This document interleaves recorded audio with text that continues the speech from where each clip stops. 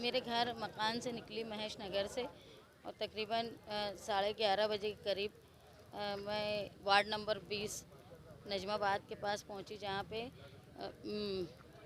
मेरे साथ मेरे साथी नवीद आलम और साकिब थे। मौलाना जाहिद नदवी पीछे बैठे हुए थे, मैं आगे बैठी हुई थी।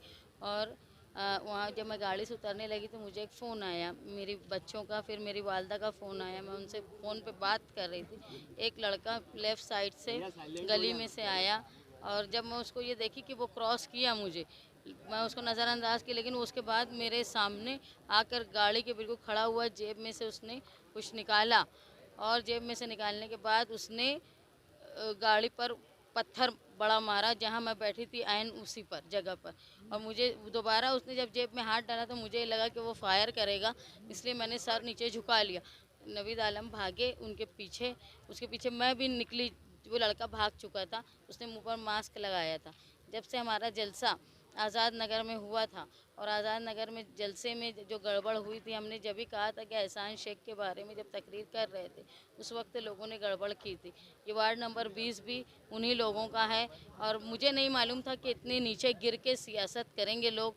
और मैं औरत हूँ, लेकिन ये समझ लो कि मैं इलेक्शन जब उतरी हूँ इलेक्शन में तो मैं हर चीज़ को बर्दाश्त करूँगी। ये शहर को तब्दीली की ज़रूरत है, गुंडा गर्दी करने वालों से निजात के लिए और जो नाकारा लोग हैं उनसे निजात के लिए। मैं अगर ये कोई समझता होगा कि ये हमले से मैं डर जाऊंगी तो मैं बिल्कुल डरने वाली नहीं हूँ। मैं जिस तरह काम करती थी उसी तरह काम करूंगी। और ख़ास तौर पे मेरे वर्करों से मेरी दरख्वास्त है कि ये इलेक्शन में तुमको डिस्टर्ब किया जा रहा है कि तुम ये सब छोड़ के यहाँ जमा हो जाओ, यहाँ चिल्लाओ। हमारा इलेक्शन बहुत अच्छा है, लोग हमारे से मोहब्बत कर रहे हैं, लोग तब्दीली मालेगांव शहर में करना चाहते हैं। और पुलिस डिपार्टमेंट भी ये देखे कि एक महिला कैंडिडेट के साथ किस तरह की गुंडागर्दी यहाँ हो रही है। अगर ये समझते होंगे कि मैं औरत हूँ तो डर जाऊँगी, तो ये समझ लो मैं निहाल अहमद की बेटी हूँ, मैं किसी बात से डरने वाली नहीं हूँ। और इंशाअल्लाह ये सारे जुल्म का जो है जवाब मालेगांव शहर की आवाम 20 तारीख को अपनी वोटिंग के ज़रिए देगी। एक अकेला लड़का था, लंबा सा था, दुबला पतला सा, मैंने उसको देखा, वो मास्क लगाया हुआ था। लेकिन जब वो भागा और इसके पीछे 2 लोग भागे, लेकिन उसकी रफ्तार इतनी तेज़ थी कि वो आम लोगों के जैसा नहीं भाग रहा था। क्या आप यहाँ पर मैंने FIR दर्ज करवाई, जो मेरी तकरार थी मैंने बता दिया।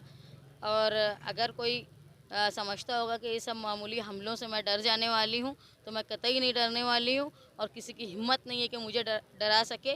बिल्कुल मैं इलेक्शन वैसे ही तेज़ी से लड़ूंगी और इंशाल्लाह उससे ज़्यादा तेज़ी से लड़ूंगी जिस तरह मैं लड़ रही थी।